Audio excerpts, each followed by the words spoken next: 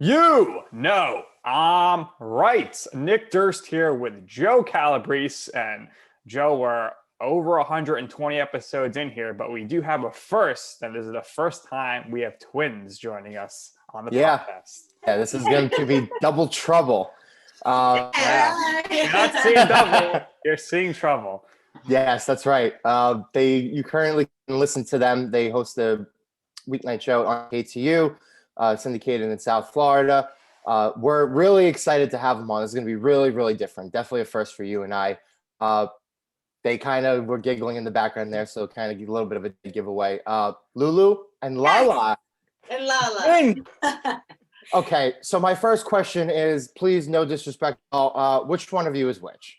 So Okay. I'm I made it easier today so that you guys can Different distinguish. hairstyles. there you go. Exactly. I'm Lulu with the necklace and my hair's up. And Okay. I'm Lala. I left my hair a little like wavy just so that there could be some type of difference. There you go. There we go. So how has it been? I'm guessing you've been working from home since the beginning of the pandemic. How has that been?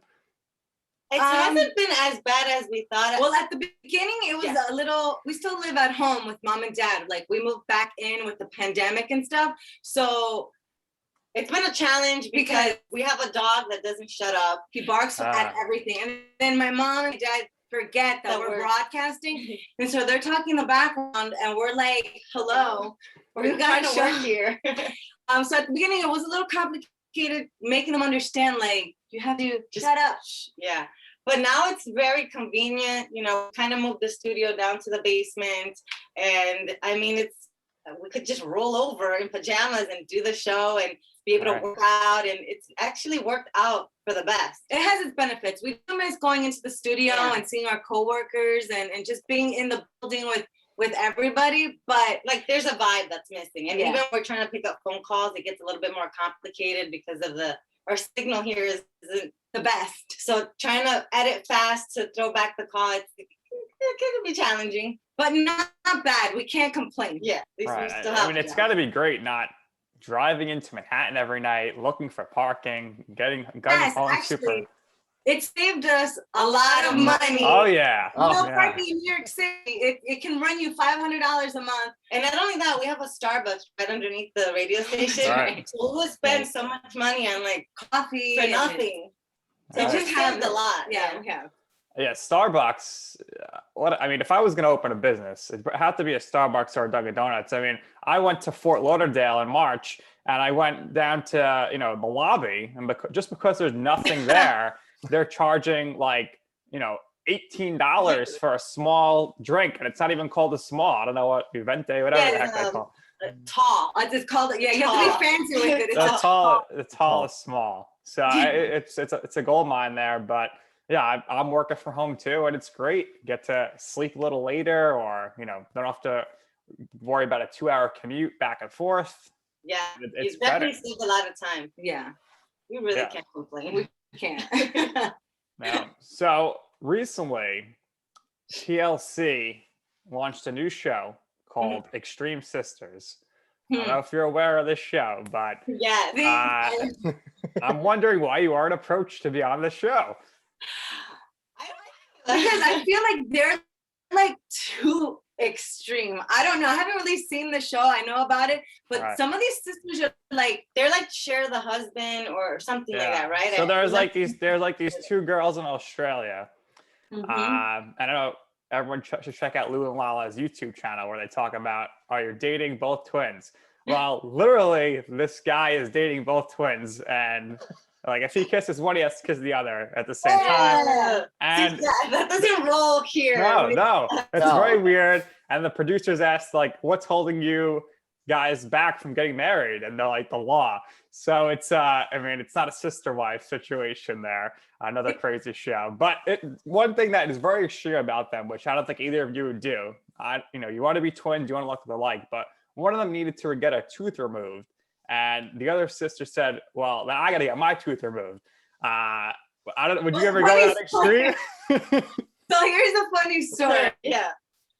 When I used to work at Lowe's years ago, the Lowe's Home Improvement Warehouse, I popped my appendix. Like it just popped up, right? I almost died. So oh wow. to us, it was like, well, are we technically twins now? Because I don't have an appendix. She does. Does she need it? Like, can you remove that too, or is she gonna be fine? Obviously, we were kidding. It did cross her mind, but I don't know. I guess you have to be a twin, and we're really close. Not to that extreme, but we have like this bond. So sometimes those stupid thoughts cross our minds, like how twin are we? You know, like even we get like pimples, we'll get them on like the same side. Yeah, like the other day I had one like over here, and I see now that you like. It's a twin thing. That show is very entertaining, but I don't know. To me, it's. I'm gonna go as far and say I haven't actually really spoken about it yet, but I guess I'll just do it here. I ended up getting my boobies done, and she had a very hard time accepting that because like we're not twins anymore. In fact, that's actually been one of the biggest fights that we've had. Because to me, I'm like, why don't you want to be like me? Like, what's wrong with me that you don't want to look like me anymore? It's what we do. She's always been a lot more fuller in certain areas, and I'm like, I'm just trying to catch up. It's not that big of a deal. Well, now it's way bigger. But you know, at the end, I was like, well, whatever. If it's gonna make you happy and it's gonna make you feel better, then do so. But I was very adamant about the whole process, everything. I was like, no.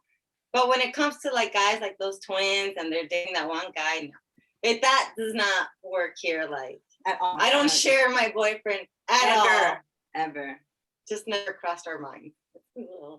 So to build on this, I want to ask personally, because I have 2 11-year-old twin girl cousins, and when they were growing up, if one started crying, the one immediately started crying. If one started laughing, the other one immediately started laughing. Kind of similar to what you guys were saying. I want to ask, is twin telepathy a real thing?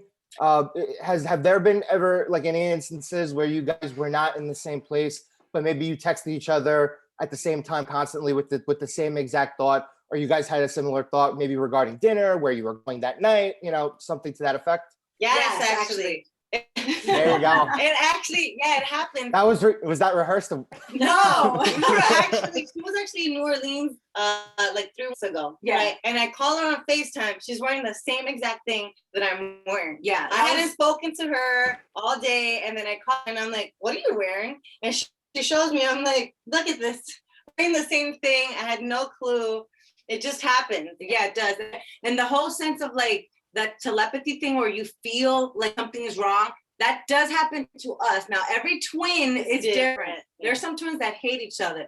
But us, I can recall, it actually happened twice. Yeah. The one that was like really real was I was in the supermarket and all of a sudden I just start crying out of nowhere. I'm like, what's wrong with me? Something's wrong.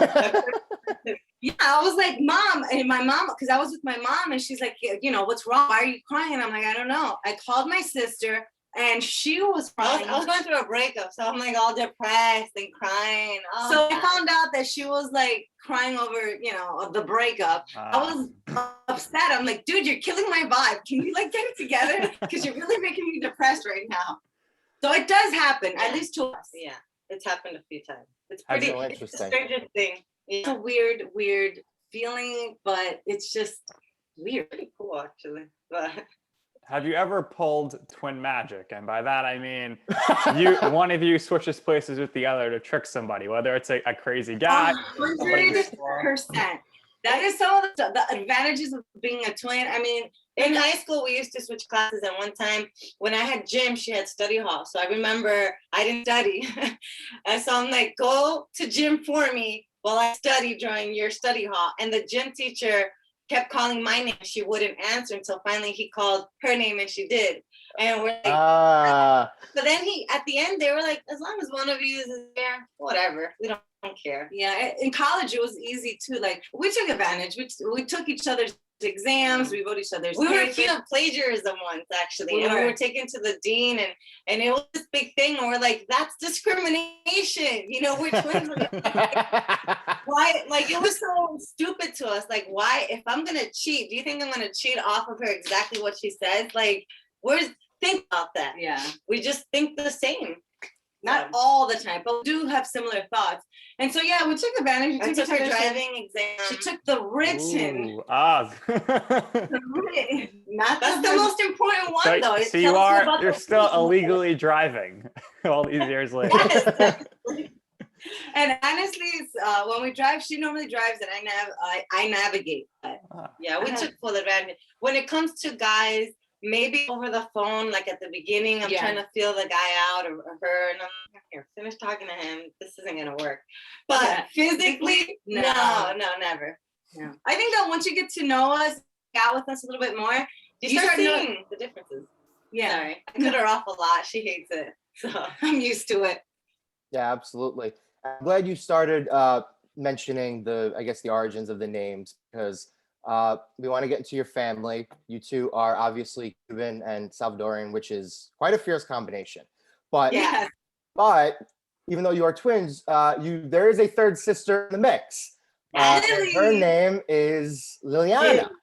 So for our listeners, obviously, if they're paying close attention when they're listening to this, they could probably figure out how that came about. But give us the origin stories of how Liliana, your sister, gave birth to the two names for you, Lulu and Lala. She did. She really did. She's the original, right? She's 2 years older than us. She looks a lot like us. She looks like her. We look like her. Yeah. Better So said. sometimes they'll confuse us. She's very shy though. She's not into the whole radio, TV, and she's the opposite. But growing up, her name was Liliana. So everybody, my aunts, my other cousin would call her Lily, Lily, Lily. And so when we were young, we were like Lily. And we had twin language. That's right. Gibberish. Most identical twins have their own language. And so we put that along with our twin language together. And then I named her Lala. And then I named Lulu. So we kind of named each other, and ever since it's stuck. Like, it's very rare for me to call her Marianella, which is her real name. And my real name's Marissa. Yeah. In fact, I don't even like her calling me by my real name. Only my older sister says it right. And so I'm like, just everyone just call me Lulu, because it's just, they mess it up all the time. They'll call me Marinara, Marielena, like Marinara sauce. Bella. Yeah. So yeah, in high school they used to bring me packets of like marinara sauce, and I'm like, it's Marianella. Exactly. But yeah, Lily was she is the original, and she is the reason why we're Lulu and Lala. Yeah. So where did your passion for maybe wanting to pursue a career in the public light in television or radio come about? And when did you make the decision, okay, let's try to pursue some sort of path here? It's weird because we were very shy. In fact, we are shy. Outside of like radio and the entertainment business, very shy. It's very noticeably for certain things, we'll just kind of like crawl into ourselves. Yeah. That's really hard to believe. I know. Everyone says that. Everyone that went to high school with us, like, it's so hard to see you guys, because you guys were very like shy. I stopped crying in like the 5th grade. That's how shy I was. I was scared to go to school. I didn't want to. No. We didn't actually want to socialize with anybody, because in our heads we're like, well, I have my twin. I don't need to talk to anybody. It just, to us, it didn't make any sense. But every time it had to do with like dance, because we used to dance. When we like kind of popped out of our shell, and we weren't shy, even though I could be backstage crying, but once I got up on that stage to dance, whole different me. And so that's I think how we started. Well, our parents tell us that when we were younger and they put music, we automatically would just dance, and if we had like a harmonica around, we'd start playing it. Not that we know how to play the harmonica, but we try to mimic what people were doing on TV. And so as we got older, they put us in dance, and that's when we got like, oh, this is fun. We like this. Exactly. And then as we got older, when we got to college, we're like, we've been dancing for so long. Let's try something new. Let's try TV and radio. Nice. And so that's how we started, and that's how we kind of threw ourselves in there. We were aiming more for the TV aspect, but radio somehow like just fell into our life. It's just a little bit more fun, you don't have to be all dressed up all the time because you're behind the mic. And it's theater of the mind, so we could exaggerate a story and people will picture it in their heads. It's fun. Yeah, and that's I wouldn't change it for anything in the world. Yeah. If I wasn't doing radio, I actually wanted to be a lawyer or a meteorologist. Nice. Chase tornadoes. I think weatherman like is the easiest job. They call it a weatherman because they don't know whether they're going to be right or whether they're going to be wrong. It's always cloudy with a chance of something. So, but I mean, meteorologist, interesting path there. I would have probably been like a massage therapist and opened up like my whole, massage, aromatherapy, and got into that. Like Phoebe Buffay from Friends. What a good Yes. inspiration there. Yeah. Now, tell us about this jerk professor you had at community college and how you ended up ultimately moving over to the New Jersey City University. Yeah, we went to BBC Bergen Community College. I know I keep saying it. And we were so excited. I mean, obviously, when you're going to college, it's your first year. You're just like, oh my God, And the teacher, I wish I knew his name because I really would have blasted his name on the radio. But I forget. Remember he always used to wear khaki pants. Your typical teacher, kind of like bald-headed, white hair. At the time, since when you're young, you're so excited and eager to learn. I didn't realize that he was actually like poking fun at us. Like I guess the whole twin thing. Like at first it was funny, but then after a while it's like, right, the joke is over. Like, right. Can you think of something more, original? And then towards the end of the semester, that's when I realized, I'm like, he's been picking on us the entire time. And that's when he told us in front of all the students that because we had an accent, we were never going to make it on radio. Which I never knew I had an accent. I thought I grew up here in the United States. I was born in Jersey, what accent? What are you talking about, man? Like, what are you talking about? And so after that, it just always was resonating. It wasn't up to light fire up our asses and be like, no, we're going to prove this professor wrong. And we're just going to show him we are going to do this. Yeah. But when he said that actually kind of put insecurity in us. Oh, yeah. Because then we were always conscious of wait, are we saying these words right? How do we sound? Do we sound dumb? What is the perception? Had he not said that, perhaps we would have been, I know things would have been different. Maybe things would have been different. But it definitely made us get into our heads a lot. Yeah. Until this day, sometimes I'm like, wait. Say that word again. We record that commercial. Nope, it sounds horrible. Yeah. And then when we got to Miami, they told us we had a New York accent if we could dim it down a little bit. We don't even live in New York. If anything, we have a Jersey accent. So yeah.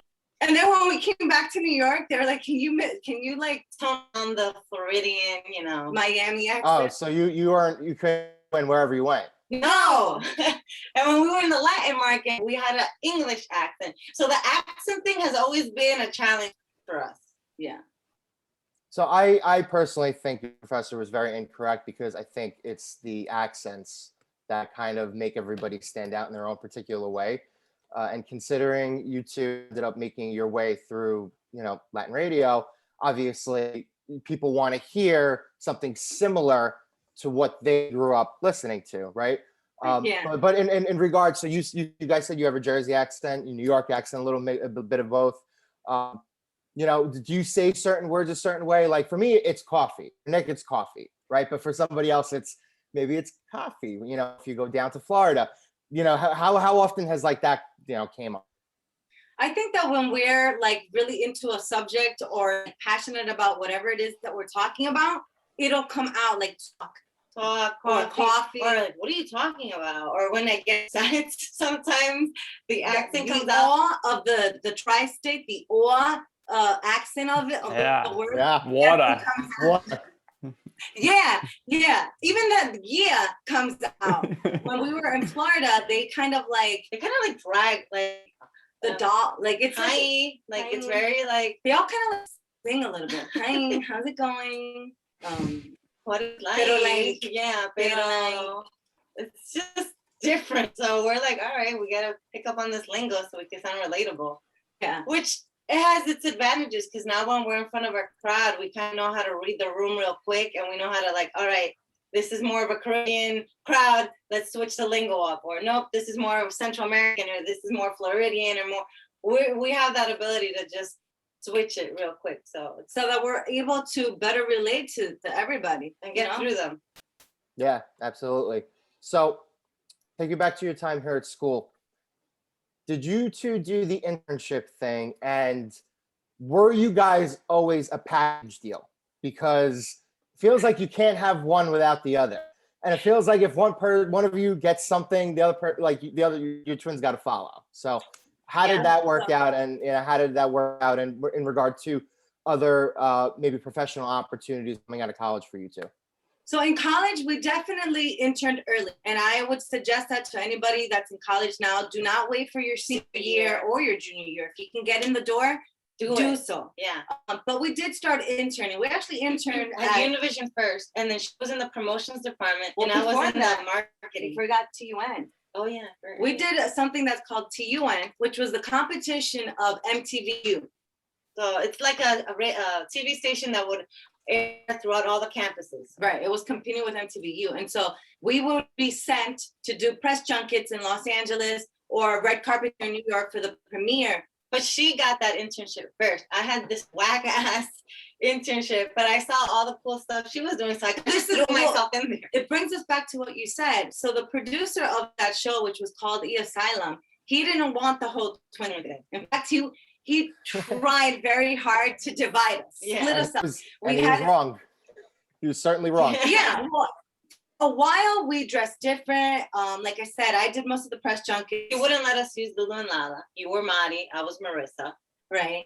And it was good because we were able to grow as individuals, which is also like a misunderstanding that people have when twins are involved. She would do her thing, I would do my thing, and we'd meet up at Univision because we were interning at Univision as well, and we were learning the behind the scenes of how to put on the news and all that. So yeah, and then at first we had separate internships, but we kind of just made it so we had it together. And then Univision, she had the promotions department, which was a lot of fun. I had marketing, which was very boring.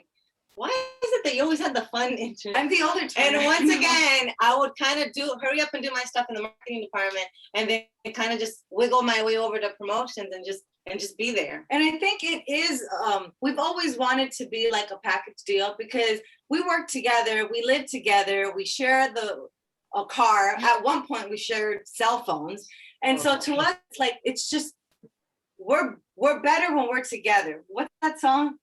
I'm a movement by myself, but we're a force when we're together. Always in sync. I think clients like it better too because they're getting more for their buck, I guess. Because it attracts more, and we play off of each other really well. Yeah. I can't believe you were sharing a cell phone. Was it a sidekick? What kind of phone was this? How did that work out? Like one of these flip phones. You remember back in of course. The razor. And she always had it because she's the one that time. I was always the single twin. She had the boyfriend, so she always had the phone. So I'm like, whatever. No, it's the opposite. So what was it like? You know, you're in college, you're on red carpets, you're interviewing people in press junkets like Leonardo DiCaprio. Were you like, this is unbelievable? And were you basically thinking with big heads here, like, wow, we made it, we're going to be huge, and we could just, it was continue. Actually the opposite. I was like, what am I doing? I have no idea what I'm doing. I remember landing in LA, and they put us up at the Beverly Wilshire Hotel. And I'm slated to go talk to Leonardo DiCaprio. And I'm like, what am I supposed to, where do I go? I don't know what I'm doing. The producer just sent me. It was my first time. I pulled everything out of my ass because again, I'm like, our career has mostly just been going the gut. And so I'm sitting there, it's this gorgeous man in front of me. And he was so like, cool, nonchalant. Hey, how you doing? I'm gonna go use the bathroom. He was asking me if I was good, and inside I'm panicking, and I'm like, yeah, I'm totally fine. But I think for me, like, we were doing. She would always do the press junkets. I would do the red carpet. I never saw it as, oh my God, look at me, I'm living this. No, everyone, I'm so cool. It was more of like, I completely look like a hot mess. Everyone knows that I'm not professional, that I probably just started. Like that's what was going on in my head. And I wouldn't even want to tell like any of my family members because they probably A, didn't care, or B, wouldn't believe it. So we were kind of just, if anything, we would kind of like, we would hide. If people like would recognize us, I'd kind of like run through campus, like, no, you know, and just get to my class. Yeah.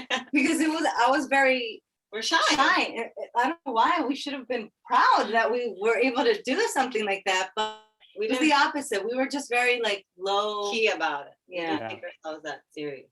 Because we, in our heads, we're like, we probably look like such amateurs. Looking back now at some of the footage, I wish I would have been more like, dude, you're doing fine. Like, have fun with it. Like, you're good.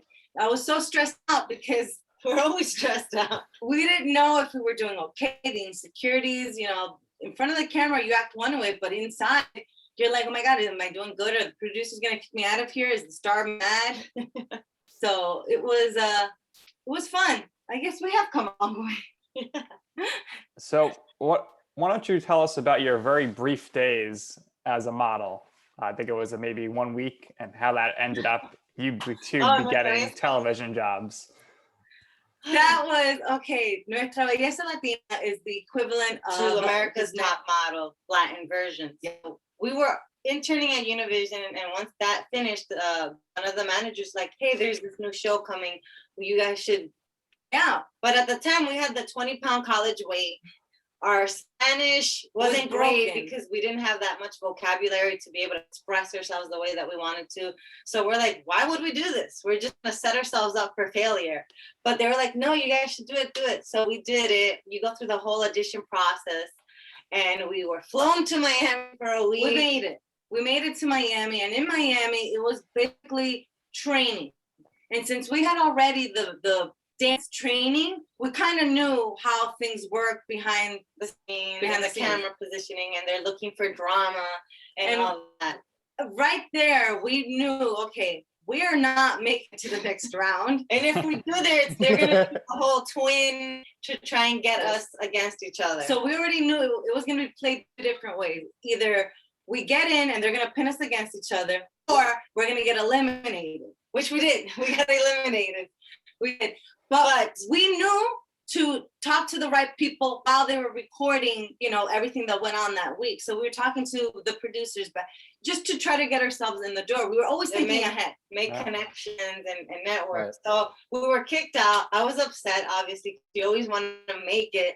But I guess we stood out, the twin and our horrible Spanish, that the producers was like, we're going to take you girls back and we're going to have you report against the show that you were just kicked out of. And I just want to, a lot of people, I'm just generalizing here, think that it's so easy to walk down the runway and what, you know, what are you really doing? But it entails a lot. I mean, we were on a strict diet, you know, there was barely anything. And then everything behind the scenes that models have to go through, like real supermodels go through, was a lot. I didn't think much of it until we were put in that position where like, well, okay. Yeah, I always thought, okay, how hard is it to pose and walk down?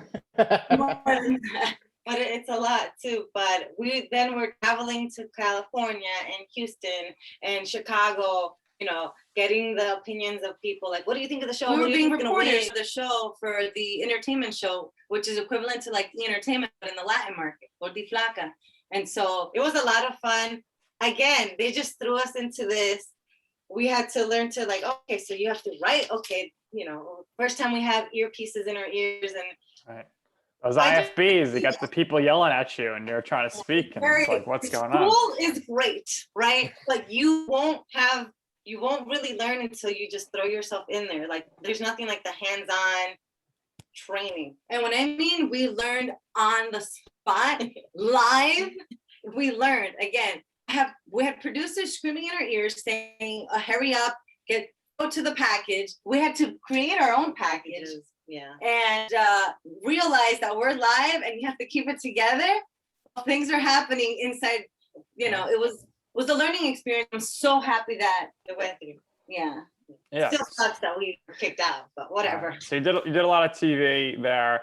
and now you're obviously most well known for doing radio. What are the biggest differences for you between doing TV, I guess maybe it's shorter sections, versus doing radio? Radio, you're your own producer, you got to make sure you're getting the commercials in, but speak to us about the biggest differences there.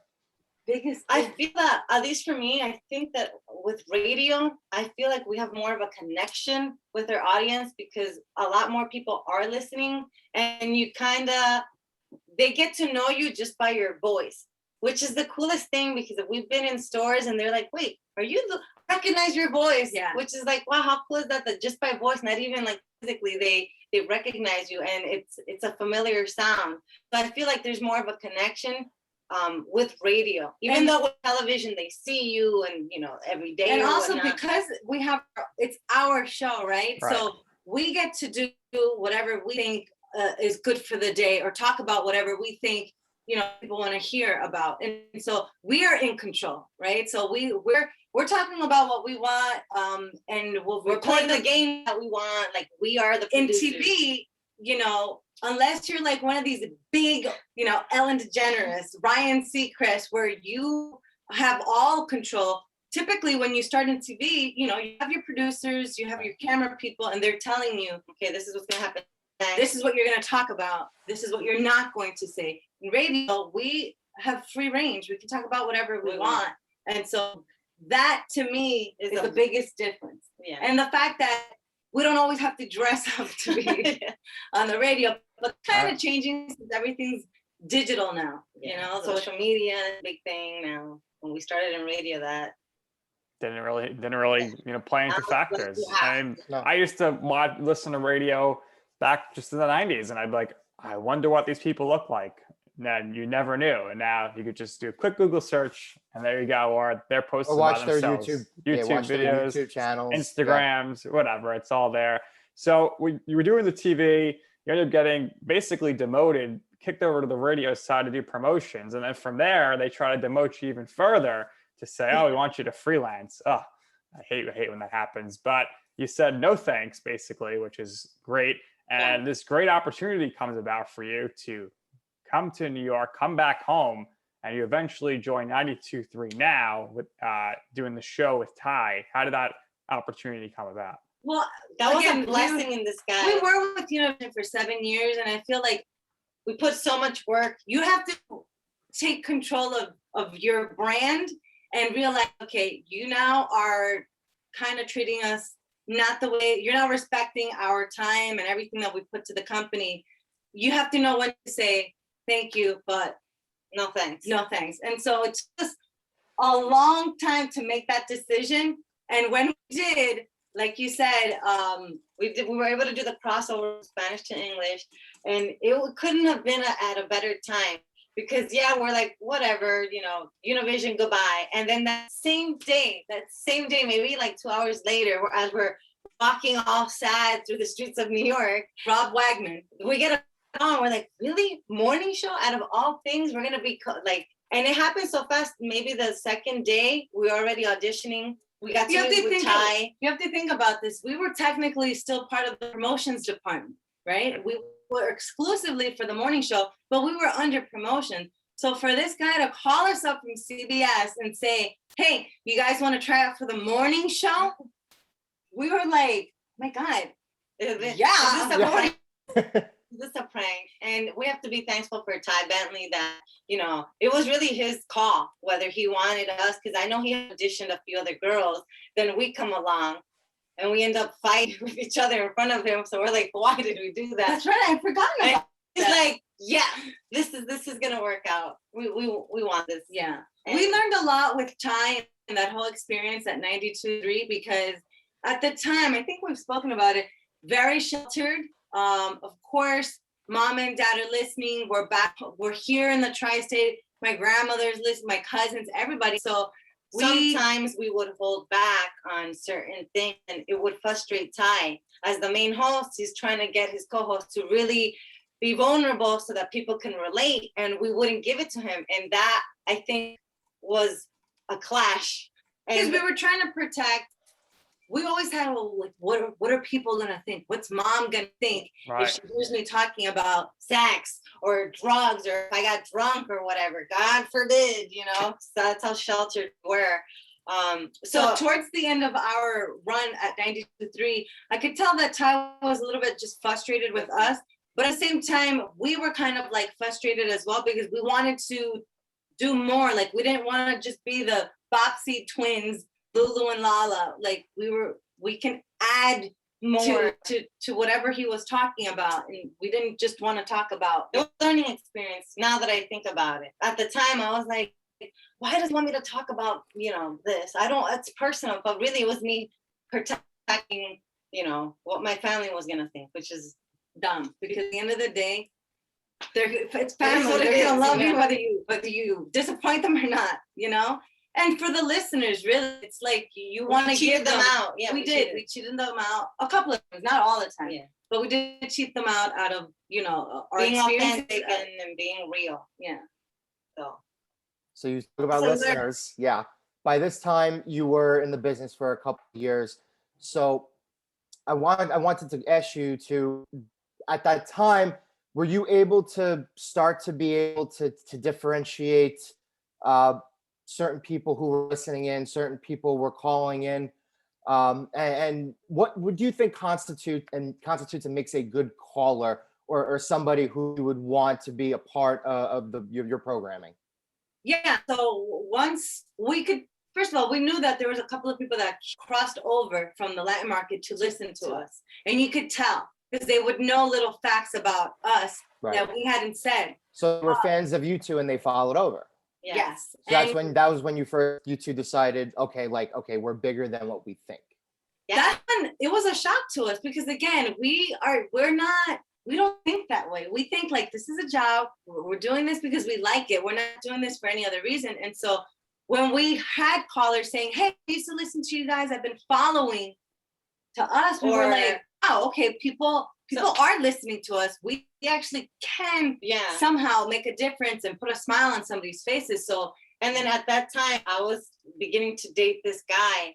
And it's funny how the listeners were so involved, and they would call in and be like, so how did the date go? Are you guys official yet? How's it going? Or they'd stop us and ask about that. Hey, you guys were in Hoboken, right? How'd it go? Is there I watch for those crazy stalker fans.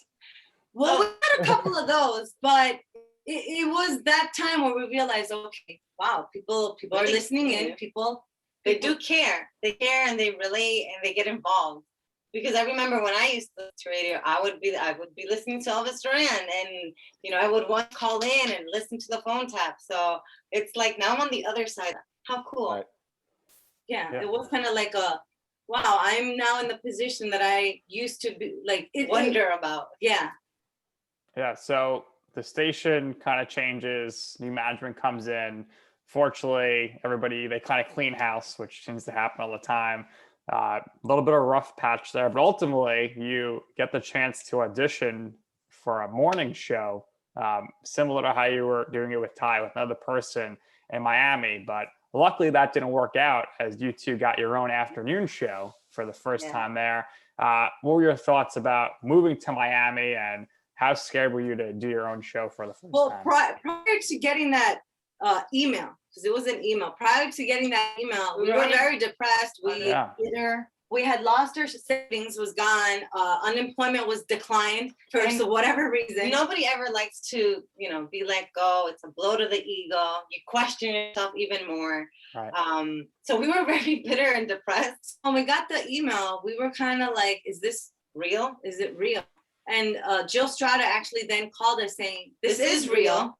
We want you to come down to Florida. How soon can you, fly down or drive down that we can audition for the morning show with DJ Laz? I didn't have a clue as to who DJ Laz was. And we figured, well, we've done mornings already. We kind of know how it's going to work. We just need to see if there's chemistry, which there was. Like the moment we got, it was like if we had been families forever. There was a connection. And I was really excited because I'm like, all right, morning show, we've been here, this is familiar, there's a host. We're used to being led by the host and just, but it was an issue with our mom. There's like I said, very old school parents, and she felt like leave the house like you like when you get married, Right. like your older sister. So to us, it was like, I don't want to leave, but this is my career, and I'm an adult, so I'm gonna go. You gotta go. And then Jill tells us there's not too much talent for the morning show. We want to give you girls your own afternoon show. And I was so offended. You think it'd be the opposite, but I was so like, I don't know how to lead a show. I don't even know how to run the board because we weren't allowed to touch the board. We were insulted. Like, how dare you think you're setting us up for failure? And I remember Jill talking us through it, saying, "No, I'm setting you up for success. Make your mistakes here in Florida. Learn everything. Learn how to produce. Learn how to run your boards and the timing and all that. And then eventually, the goal is to always go back to New York. It's the #1 market." And that's where your family's at, right? So we're like, all right. Like, so we're like, all right, let's do this. We were, once again, we were like, what are we doing? We have no clue what we're doing. And I just remember cracking the mic open that first time in Miami. And I was like, okay, we were actually scared. Really, nobody knew us there. Are they going to be receptive to us? Are they going to make fun of us? Now we have to build another audience because they know us in New York, but nobody knows us here. So that station was a heritage station. So it's a station where everyone, it's been around for so long. Now they're flipping it. We got a lot of mean text messages and what was Facebook at the time? I'm like, why are they writing these things? They don't even know us. Give us a chance. We would cry in the studio because it would hurt our feelings. Like, again, like, oh my God, they don't like us. We're gonna get fired again. We're not gonna make it because people can be mean. But she got more emotional. She'd cry more, and I tell her, everyone can't always like us. Like, you're not always gonna please people, and they have the right to say whatever they want. You cannot take it personal. Which is what Jill said. What was more brutal, getting those nasty texts or being in New York, waking up at like 2:00 in the morning to go to work? Getting those nasty texts. Yeah. Because waking up at 2 or 3 in the morning to do what you love and to try to put smiles on people's faces, it is tough because you're always tired. It's waking up early. But it's fulfilling. Getting text messages and all these curse words at you and and again, it's because it was a heritage station, so people wanted to hear what they were used to. Now they've switched it all up, music wise, everything. So I would say, don't read the messages. Don't let that get to you. Ignore that. People are gonna end up liking that. I think that was when I first understood, like, wow, celebrities like the Biebers of the world, the Selena Gomez's of the world, the Britney Spears, that's tough. And I can see how that can damage a person and make them insecure because for us, it's just radio. Right. These people are like worldwide known and they're getting it from all angles. I don't, my respects to them. Yeah. Well, it worked out that the afternoons, and ultimately the beat of New York, KTU, comes knocking. What was that reaction like between the two of you when you were just approached for that opportunity and knowing, hey, we're going to be able to go back home? Bittersweet, because we had so much fun in Miami. And at the time, I had a boyfriend. I bet. Oh, you had a boyfriend. I had a boyfriend, and I'm like, I thought this guy was the guy that I'm going to end up with. So I'm like, how am I going to do this? I'm going to leave. And so I wanted to go back home because it's New York, hello, and plus my family. But at the same time, I'm trying to think of like my personal life. Trying to balance career with love life. How is this happening? Best decision that I left and came to New York. I was excited because we used to listen to KTU as well. I remember Hollywood Hamilton and Kumba Johnny. Kumba Johnny. Do you remember? So when we get the call from Rob Miller saying, hey, there's an opportunity for you guys to do nights. So we're like, we're going to be following Hollywood? Whoa. This is big. Yeah, like that's what everyone strives for, to come to New York. And here we are being given the opportunity. I mean, of course, I didn't want to leave Miami because I actually was in a relationship, but it's New York. I'm back home with my family and KTU. Also, that's where it comes in. Like, you've worked so hard in your career. You've got to hell and back. You can't just, the relationship is worth it. it'll work out regardless. So that's my, like, I tell my mom this all the time, and to my older sister, like, we don't have kids, but this is our baby. Our career is our baby. And so we are going to guard that with everything in the world. And so it was an easy decision. We were like, we're out. We're going back to New York City, man. It's the city that never sleeps, the capital of the world. And the pay is a lot better. Oh, yeah. You know what else is better here? The food. The food. The pizza. And the water. The pizza. See, she knew what we were getting at, Nick. This is our favorite segment bagels. of every show. Right. Usually what Nick and I do is, because a lot of you people who work in radio kind of work wacky hours, kind of ask them like their food habits. So I'll ask here, when you guys were going in late night, did you guys have any favorite spots to go to?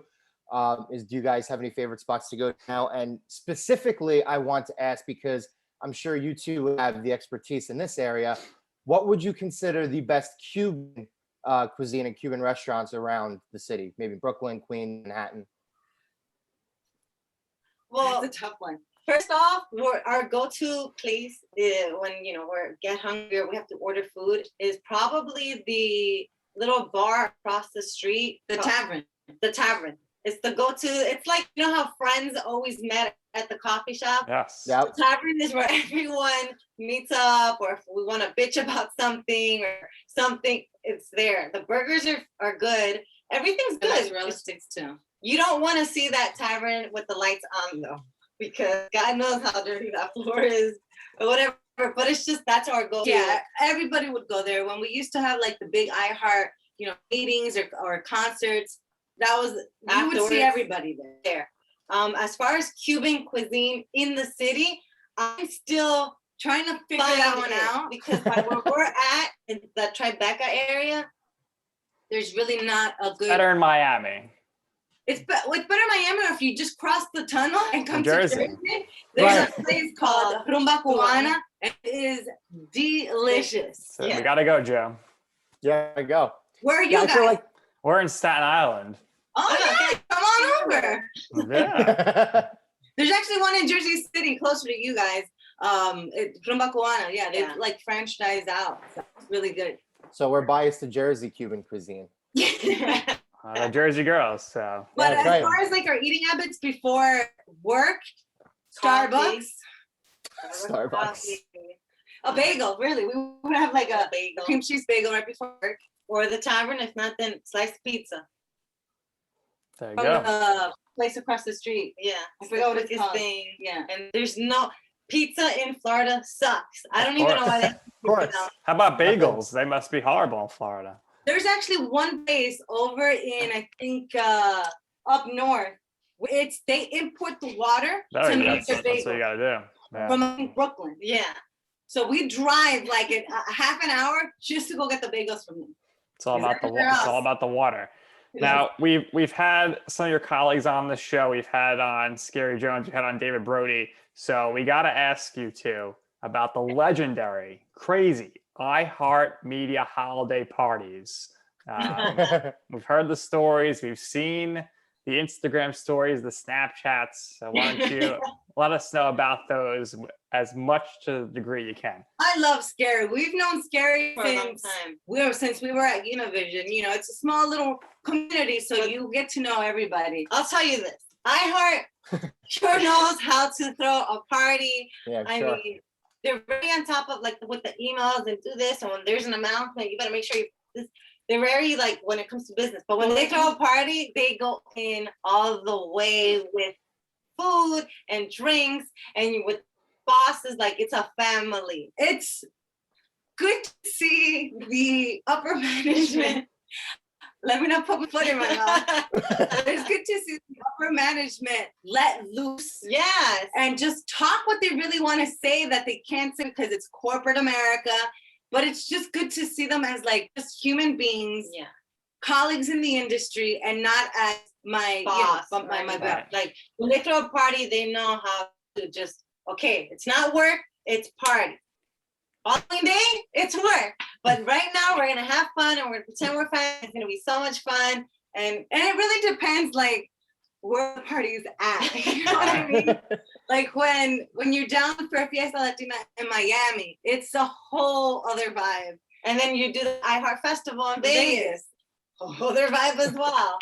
Right. It also seems like they give you a fill-in for your show, so you could go to the party, right? So that's pretty 100%, big. 100%. I'm happy that they do that because then we take full advantage of everything that's happening. Lots of nice stories that we can't say.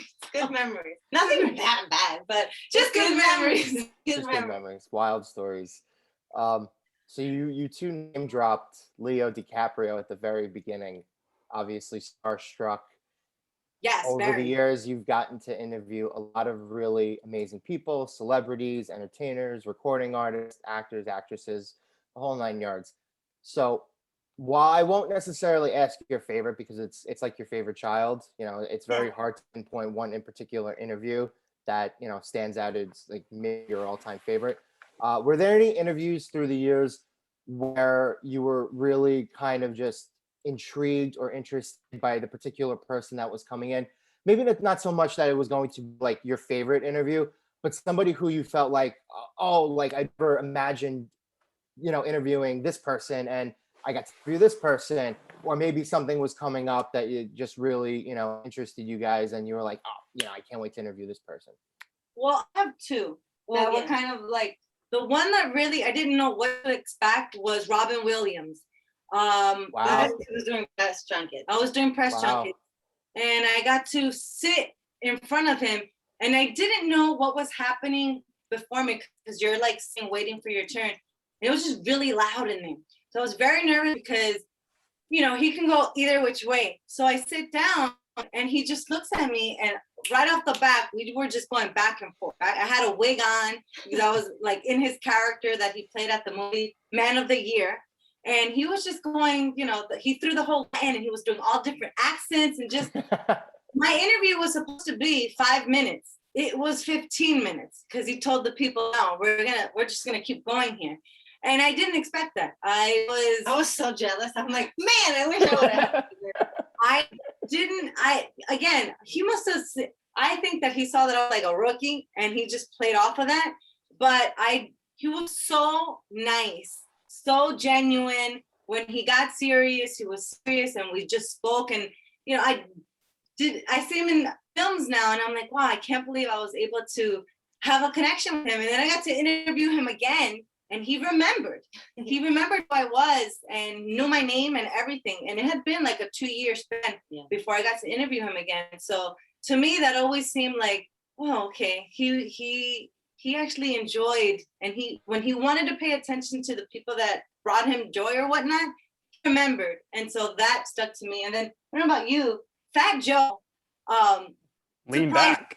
I definitely leaned back when he was in studio because he was so knowledgeable about everything. You could talk to him about anything. Space. Yes.